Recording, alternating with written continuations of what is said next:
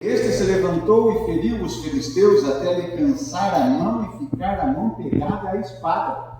E naquele dia o Senhor operou um grande livramento, e o povo voltou atrás dele somente a tomar o despojo. Próximo.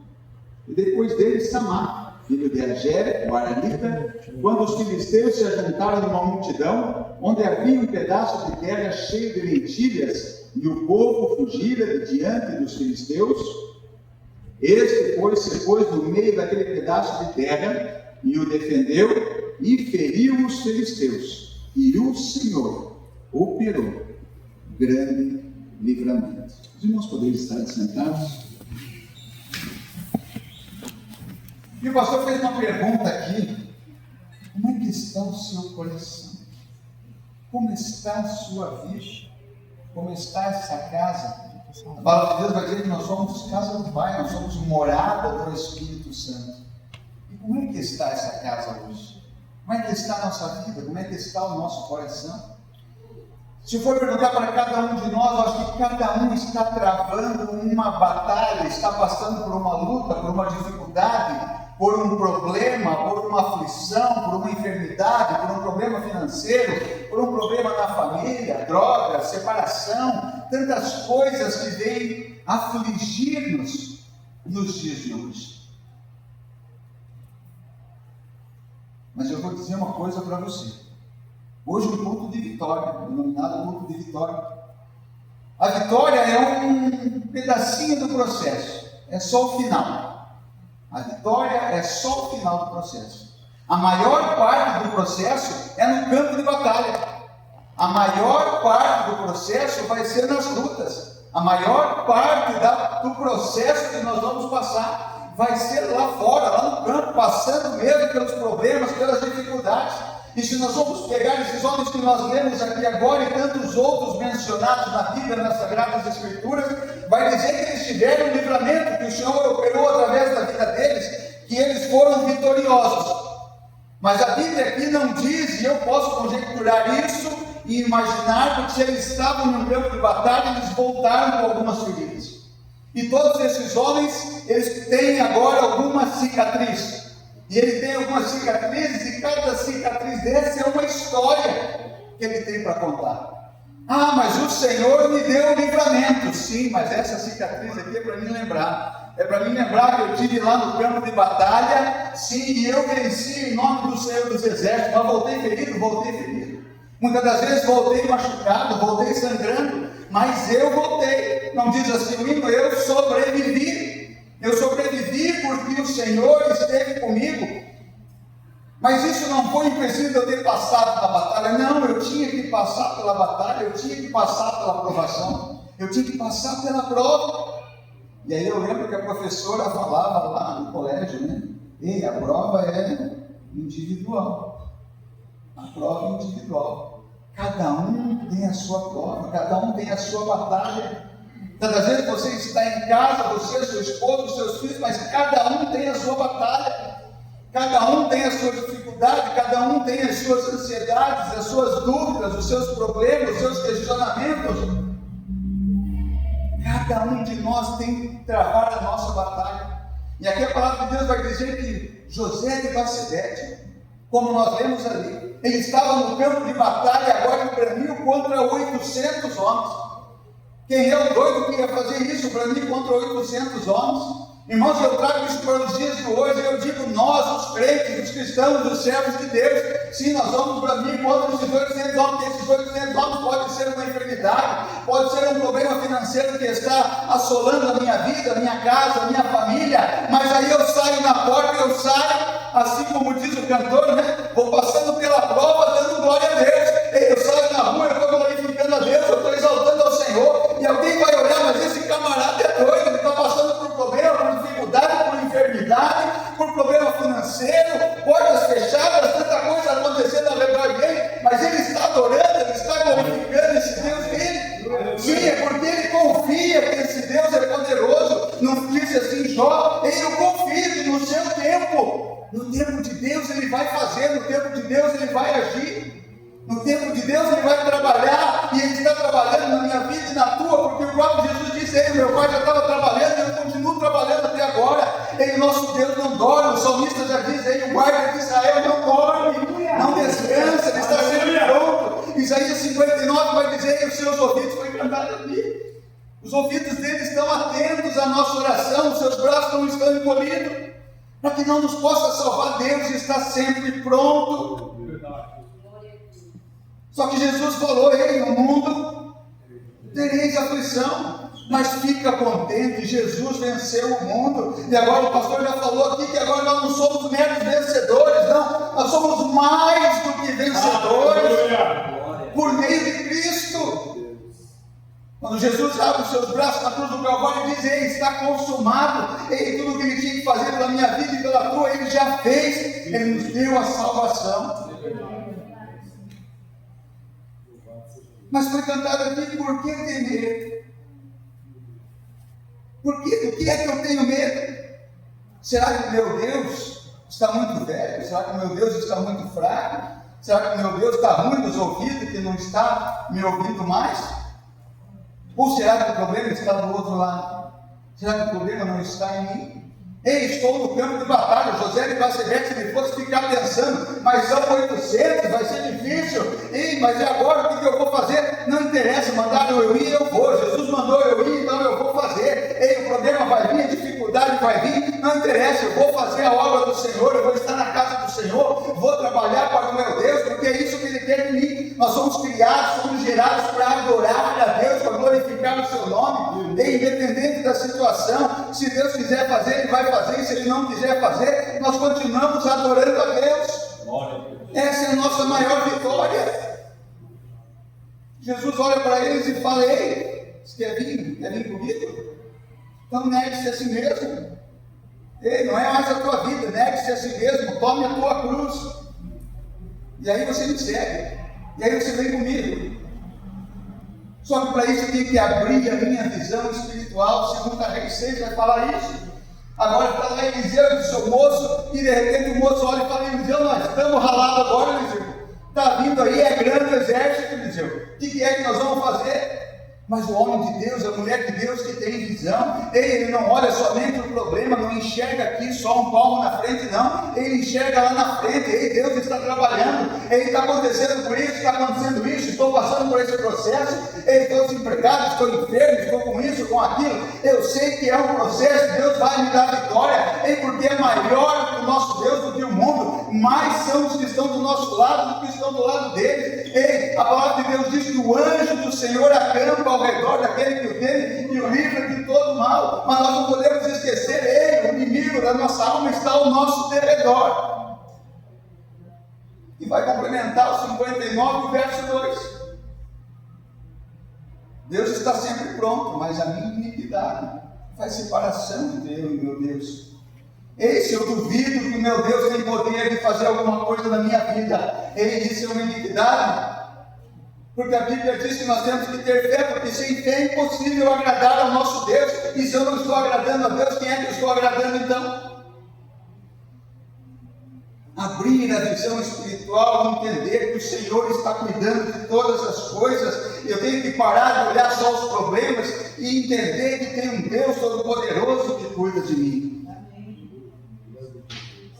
E parar de olhar para o que os outros pensam, o que os outros ficam falando também. Se nós vamos lá no livro dos Juízes, capítulo 7, Gideão está agora enfrentando uma grande batalha, e chega um ponto que agora Deus fala para Gideão, ei Gideão, tem muita gente aí, Gideão, fala para esse povo aí, que aquele que é medroso, aquele que é covarde, aquele que está com medo de enfrentar os problemas da vida aí, ele que foge, que vai embora. E eu fico imaginando alguns deles lá, olhando, sentadinhos assim, 10 mil, com o olho fechado, não, eu vou, Jesus está comigo, eu vou para frente, Jesus está do meu lado, eu confio no meu Deus, Ele vai dar força para nós vencer. Só que tinha 24 mil que estava só assim, ó, só olhando, esperando um levantar a mão para correr também.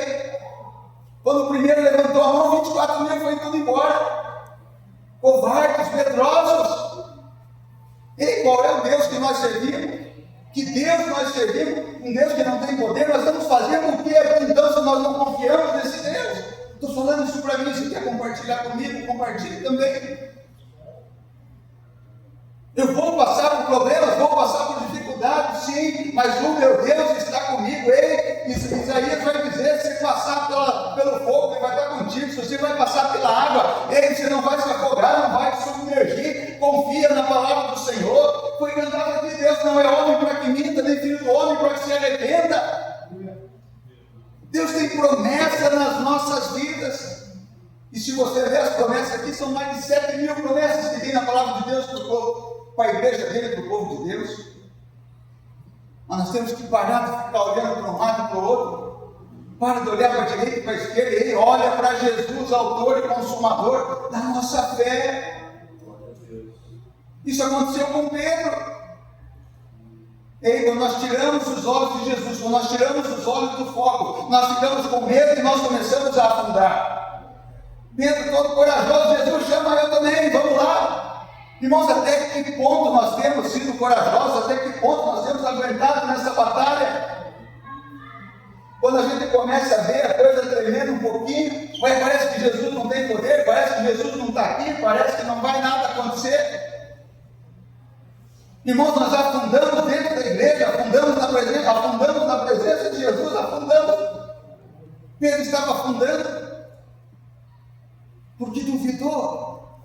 Irmão, não duvida do teu Deus, que Ele é poderoso para fazer na tua vida, Ele é poderoso para curar, para sarar, para abençoar, para livrar. Deus é poderoso, mas eu tenho que confiar nele. José de Bacebete, a única coisa que ele confiou é o rei mandou eu ir lá, e eu vou lá e vou fazer o meu trabalho. Ei, quem mandou nós não foi o rei Davi, não foi o pastor André, não, foi o Rei dos Reis e Senhor dos Senhores, é o grande Deus, o poderoso, Deus Criador de todas as coisas, foi Ele que mandou.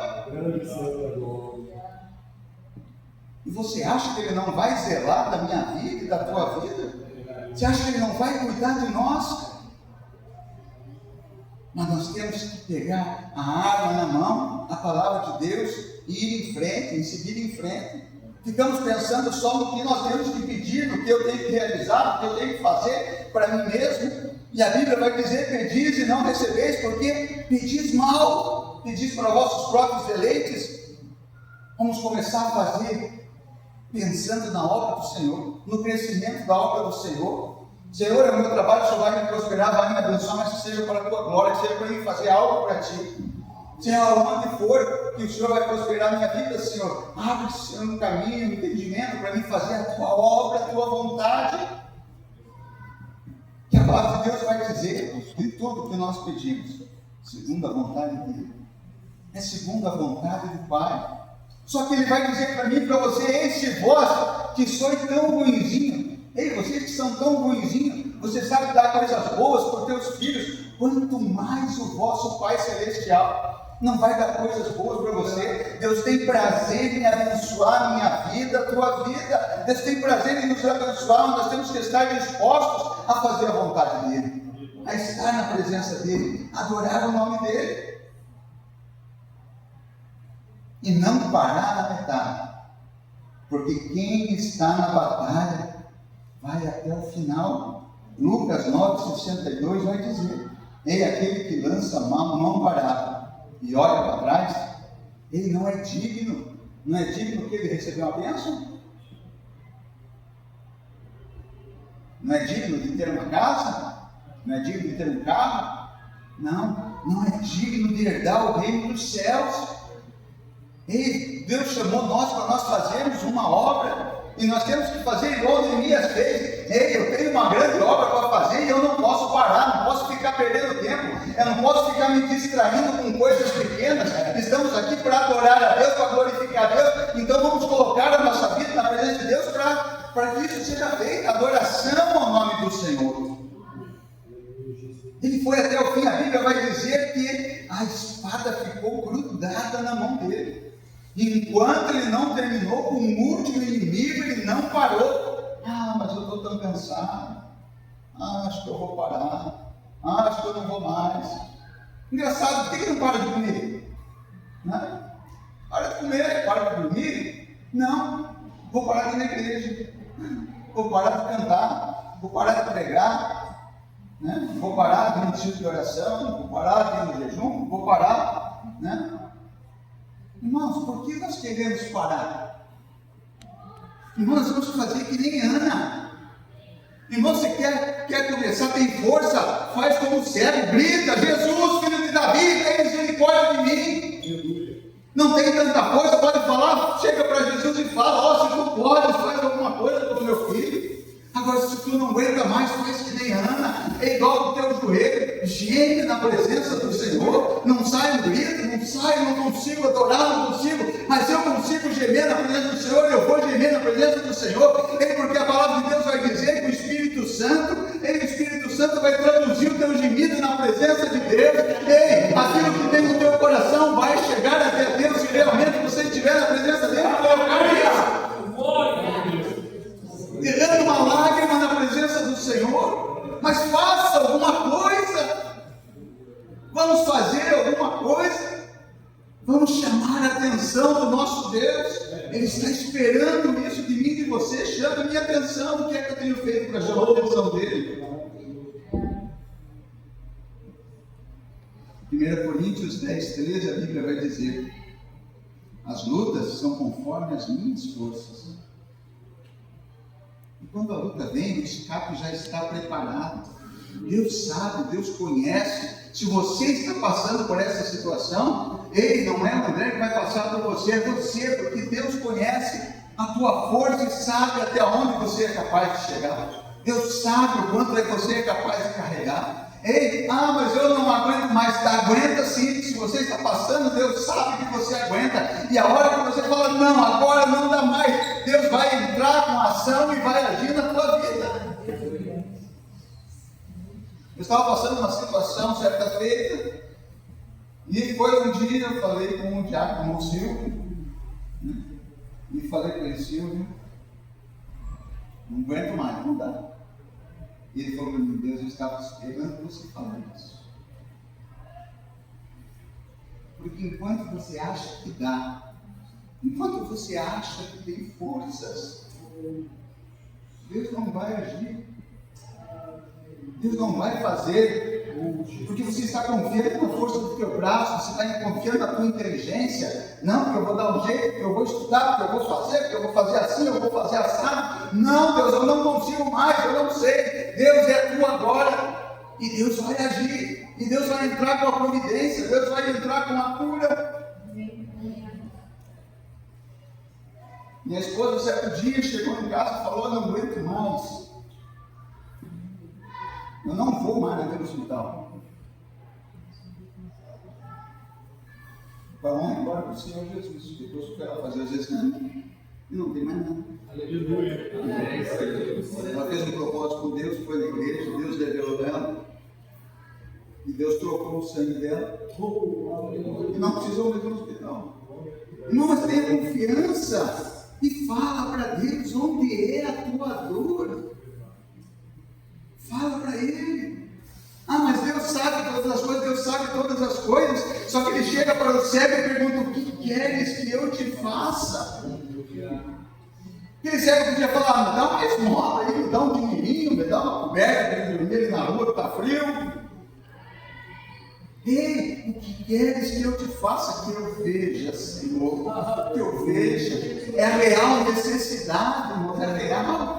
Deus quer fazer milagre na tua vida, na tua casa, lá na tua família, mas qual é a necessidade que tu precisa? Olha para Ele. Porque Deus vai falar para você igual Ele falou para Josafá. Segundo a Crônica 17. Essa batalha não é mais tua, não. Essa batalha não precisa mais você guerrear, Ele que vou lutar por você. Aleluia. Deus quer lutar as nossas batalhas. Deus quer lutar as nossas guerras, e a Bíblia vai dizer que Ele nunca perdeu uma batalha. O nosso Deus não perde. Entrega para Ele. O lugar mais alto que nós temos que estar é aos pés do Senhor Jesus. É aos pés dele. Salmo 37. Entregue o teu caminho ao Senhor, confia nele. e mais Ele fará. Jesus vai dizer lá em Mateus: buscai primeiro o reino de Deus e a sua justiça. Deus sabe, essas coisas que você está precisando vai ser acrescentada na nossa vida. Deuteronômio 28. E as bênçãos é que vai correr atrás de você. Não precisa você ficar correndo atrás de bênção, não. Não, porque eu tenho que ir atrás do pregador, porque eu tenho que ir atrás lá do profeta, eu tenho que ir atrás disso, atrás daquilo. Não, se você for fiel ao Senhor, as bênçãos do Senhor vão chegar até você. Só que daí você tem que ler o texto completo. A Bíblia vai dizer: se você guardar a sua palavra, se você meditar na sua palavra, se você praticar a sua palavra. Irmãos, que eu tenho que ir para a cidade, eu tenho que ir para aquele outro lugar, eu tenho que ir para isso. Não, nós temos que ir para onde Deus mandar nós ir. Porque aonde Deus mandar nós ir, a Bíblia vai dizer que onde nós colocar a planta do nosso pé, vai ser abençoado. Vai ser abençoado. Só que eu não posso deixar o ladrão tirar nada daquilo que o Senhor tem me dado. E nós vamos ver que Samar se colocou no meio daquele campo de mentiras. E o inimigo veio querer tirar, querer roubar aquilo que ele tinha. Ei, João 10:10 vai dizer para mim e para você: ei, o ladrão vem senão para roubar, matar e destruir. Deus maravilhoso, mas Jesus diz: ei, eu vim para que tenha vida, e tenha vida em abundância, mesmo que muitas das vezes percamos tudo. E nós vamos ver isso na vida de Jó, e lá no livro de Jó, capítulo 2, verso 9, a mulher de Jó agora chega para ele e fala: ei, ainda conservas a tua integridade? Tudo isso que está te acontecendo, você ainda vai ficar confiando nesse teu Deus? Ei, você teve enfermidade, perdeu os filhos, perdeu os bens, perdeu o dinheiro. Ei, você vai ainda confiar nesse teu Deus? Mulher fala como uma louca: Deus deu, Deus tirou, bendito seja o nome do Senhor, louvado seja o nome do Senhor. Ei, o que é que nós temos de mais precioso? 2 Pedro vai dizer que o que nós temos de mais precioso é a nossa fé. É mais valiosa do que o ouro, é mais valiosa do que todos esses bens da terra. Irmãos, é aquilo por isso que Jesus falou: ei, nós não temos tesouro na terra, onde atrasa o ladrão, onde corrói, onde acaba tudo. Ei, mas é no céu que nós ajuntamos o nosso tesouro. E o que é que está? Onde está o nosso tesouro, ali também estará o nosso coração. E aí volta a pergunta que o pastor fez: como é que está o teu coração? A palavra de Deus vai dizer que a boca fala do que o coração está cheio. Nosso coração está cheio de Deus? O nosso coração está cheio do Espírito Santo? Ou o nosso coração está cheio do mundo? O que eu conquistei, eu não vou deixar o inimigo roubar de mim. Salmo 51:11, o salmista Davi diz: Deus, não retiras de mim o teu Espírito. O mais importante na nossa vida é nós estarmos cheios do Espírito Santo do Senhor. Se nós queremos falar de vitória, se nós queremos chegar no último ato do processo, que é a vitória na nossa vida, nós temos que passar por esse processo, nós temos que passar pelo campo de batalha, e no campo de batalha nós vamos enfrentar, nós vamos em frente porque cremos que o nosso Senhor está conosco. E no campo de batalha nós vamos até o final. Enquanto eu não chegar lá no final, eu não vou parar. Não, eu não vou parar de orar, não vou parar de jejuar, eu não vou parar de falar de Jesus. Mas eu estou com uma enfermidade, não tem problema. Lá na rua eu vou falar: Jesus salva, Jesus cura, Jesus liberta, Jesus salva. Esse é o meu papel como cristão, de estar na presença do Senhor, porque eu tenho que estar com o meu coração aberto para fazer a vontade do Senhor. Deus dá vitória, mas eu tenho que agir, eu tenho que trabalhar, eu tenho que orar, eu tenho que buscar, eu tenho que pregar, eu tenho que evangelizar. Quantas vezes esperamos que as coisas mudem, que a sorte bata a nossa porta, né? Que as portas se abram, que aconteça alguma coisa, que o destino mude na nossa vida, Deus abre portas, e o nosso Deus é tão poderoso que a palavra de Deus diz que a porta que Ele abre, que Ele fecha, ninguém abre. Eu vou mais além ainda, porque eu digo para você que eu já passei por isso. Ele pode não ter nem parede, Deus faz a parede e depois Ele faz a porta para você passar. Ei, Deus é poderoso, Deus é tremendo. Ei, a bênção vem, mas ela exige de nós mãos preparadas, mãos disponíveis para fazer a vontade de Deus, uma mente firme no propósito de Deus para a nossa vida, e um coração aberto para fazer a vontade do Senhor. E foi lido aqui, Romanos 8:35. Quem me separará do amor de Deus? Quem me separará do amor de Cristo? A fome? A morte? A espada? Irmãos, nosso Deus é poderoso. O Deus de Israel está conosco. O Deus de Jacó é o nosso refúgio. Vou convidar você para ficar em pé. Vou convidar você para ficar em pé.